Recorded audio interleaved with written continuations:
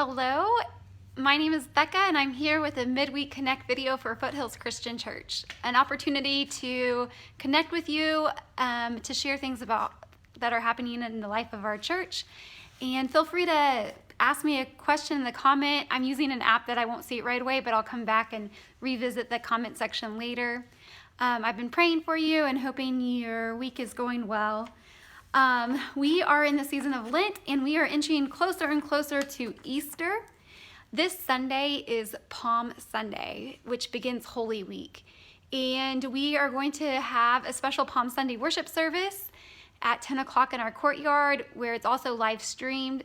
For our Palm Processional, where we invite our children and kids to join in a festive Palm Processional, we are inviting families to participate in this, either coming in person or sending in a video, and we have palms for you.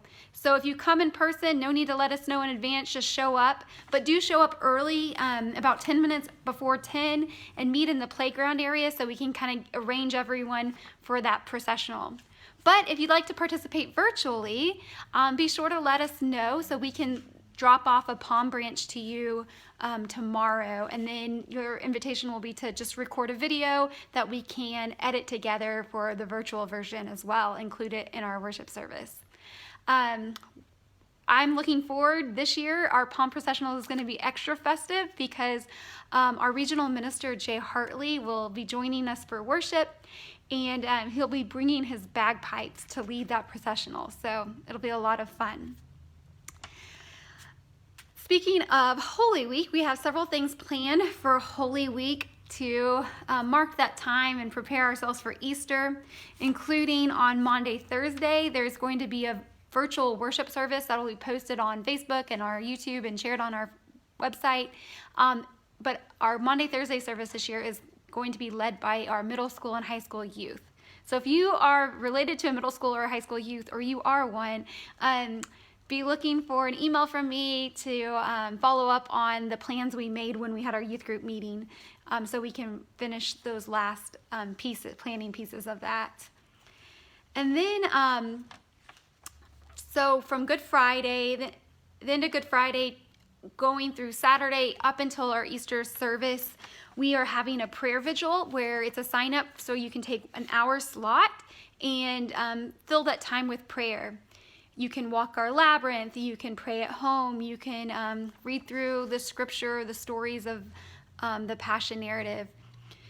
You can use that time however you like best for that prayer vigil, but our goal will be to fill up all those slots. So thank you to everyone who's already signed up for a slot, but we still have plenty open and we could really use your help in completing that sign up. I'll link that sign up in the comment section later, so be looking for it there if you don't know where it is already. And then on Easter this year, we are bringing back our Easter sunrise service. We have our permit to gather at the Thunderbird Park, which is near the corner, or near where Pinnacle and 59th come together, that curve at the Thunderbird recreation area. And we have the amphitheater reserved for our Easter sunrise service. It'll take place at 6:30 in the morning, which is early, but it's beautiful to gather for worship in that space and open Easter morning in that way.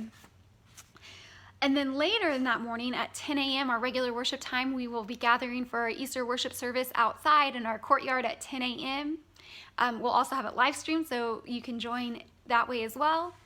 But following our Easter service at 10, we're going to have an egg hunt at 11. And we're going to work on kind of breaking it up to more age groups and help with distancing, and we'll also discourage our kids afterwards to exchange eggs like they may have in the past, to just help be more cautious this year. To make our egg hunt possible, we're collecting donations of filled Easter eggs. They can be filled with candy other than chocolate. We don't want chocolate just because we've had issues in the past where they've gotten hot in the sun and melted and made a big mess. So you can drop off donations of filled Easter eggs between now and Easter Sunday. Thank you for the ones who've already dropped some off. We have a good pile going already. And then other things happening, let's see, there's going to be a discussion group meeting, small group on Sunday evening at 6. Instead of a monthly book discussion where we select a book and have a discussion about it, we've found a few different TED Talk videos or short videos on 3 different ones. They're all short that you're invited to watch beforehand and then come ready to have some conversation about it. I'll also link the event page for that where you can get those video links. But we just thought you'd change it up. Not everyone has time to read a full book, but we thought everyone should probably find 15 minutes to watch a TED Talk video. So that is this Sunday at 6, and we're going to be meeting in person for the first time for that in a while, where we're going to join in our courtyard. So bring a lawn chair if you have it, and you're also invited to participate virtually too. So if you want to participate virtual, just let us know and we'll give you the Zoom information for it. And then also wanted to let you know, let's see, this Sunday, Palm Sunday, brings an end to our Dig Deep fundraiser where we're raising money to supply access to water for a family in the Navajo Nation. And this has been a 4-week long fundraiser. There are a lot of auction items, plenty of things you can continue to bid on between now and Sunday. But I was blown away because after our first week of this auction, we surpassed our goal. We needed 4,500 to be able to provide access to water, but we are now at 5,884. And I have no doubt that number will continue to climb as you continue to make bids. If you're not interested in an auction item or you want to give a gift above what your bid is in those auction items, you're also welcome to do that. Thank you for the people who have done that. It's been tremendous. But yeah, go ahead and keep bidding. There's plenty of stuff there, lots of great things to find. And now I'd like to leave you with more of the conversation I had with Margie Barton, who is a chapter,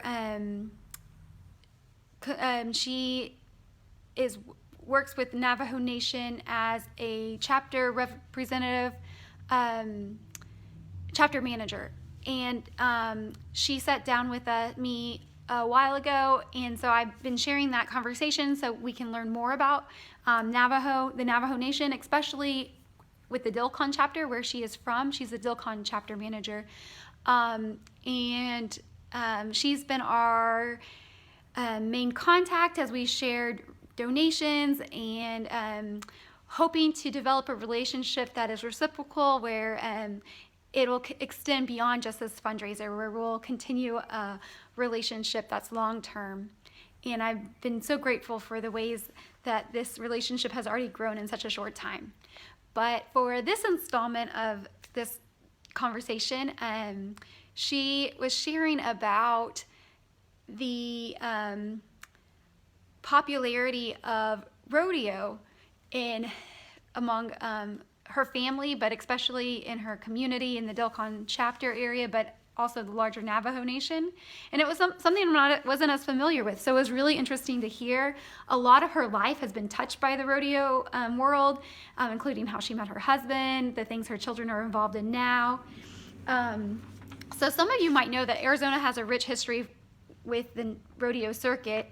I'm not very well versed on it, so I was looking it up and found that there are 2 claims to fame between dueling cities. So Prescott claims to be as having the world's oldest rodeo, but Payson has the title of being the world's oldest continuous rodeo. But in addition to our state having this rich history in rodeo culture, the Native American population has a rich contribution to the rodeo culture and rodeo activity. And so here's some more information about that from Margie.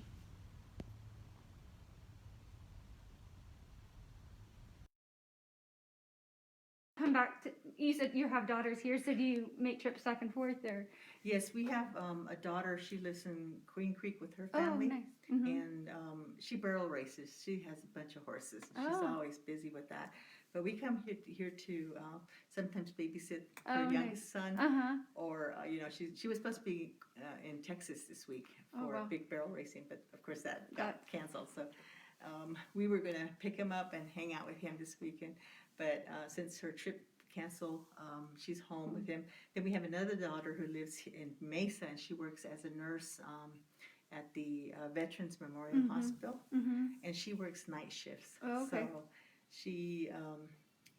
she hardly goes home. Okay. So, and we have her son that stays with us. Okay. And that's who we brought today, Oh, so nice. they can have at least a So couple some of time days together. Yeah. Yeah. So we always have a reason to come down here. Yeah. So you're very familiar with the drive back and forth. Plus, my husband is a roper, so Oh, okay. all the ropings are down here now. So he likes to come out here and. Is there a trip like with barrel racing and rope? Are those things that are really popular in your area? Very popular, yes. Oh, like yesterday, he had some guys over roping with him, and first it was like 2 truck trailers. Next thing you know, there's like another one coming in, and I said, "What are you doing? You're not supposed to be doing this." So, but you know, they really yearn for that. It's something that they used to do on a regular basis. Now they're stuck at home. Right, yeah. But I'm really happy that that keeps them busy. It keeps my grandsons busy. You know, they learn a lot from that. So yeah. Well, so how did y'all meet? Since he's from that area and you grew up by California, how did y'all meet? I used to do rodeo timing. Oh, okay. I was a timer. And at the rodeo, and he was at that time he was bull riding, so that's how we met. Yeah. So you have a lot of your life is connected to. And I don't know what barrel racing. What does that look? Is that Usually she's a girl. She's a cowgirl. She gets on a horse, and there's 3 barrels. Okay. And she turns around this way, and it's like a cloverleaf pattern. Oh, neat. And comes back and. Oh, okay. Well, if you're going to be at the Parada del Sol, I guess it's the Pro Rodeo in Scottsdale that's coming up. Okay. March, I believe it's a Saturday, March 6th. She'll be performing at 7:30. Oh, nice. Her name is Tara Seaton from Queen Creek. From Queen Creek. That's my baby. Oh, neat. Wow. That's so neat. Yeah. And is that something that's popular all over Navajo Nation, or? Yes. Yeah. Yes. In fact, beyond too. I'm sure. Yeah. We have a lot of friends that are also into the rodeo circuit from the Winslow, Flagstaff area. Yeah. But on the reservation, it's like every kid wants to be a cowboy. Yeah. that's I would not have thought. Or growing up hearing about cowboys, but I'm from Texas, and so I grew up in the city, so I didn't hear. But my family, that's all more outside of the city. They were more involved in the rodeo and stuff like that. Yeah, it's a lot of fun, and I think with our livelihood, the way we live, it's so prone to be animal oriented because we have cattle and horses, and the kids just love. Like right now, a lot of the cows are having babies, and all the baby calves are at home now, and they play with them, and it's really nice. Yeah. So they grow up around animals, already. Most of them do. But most of them have sheep, goats, and cattle, and little kids they're just already into that. Yeah. Like my grandson is crazy. When we're doing cattle work and we're doing branding and stuff, he'd be jumping on them. Oh, wow. Per bag.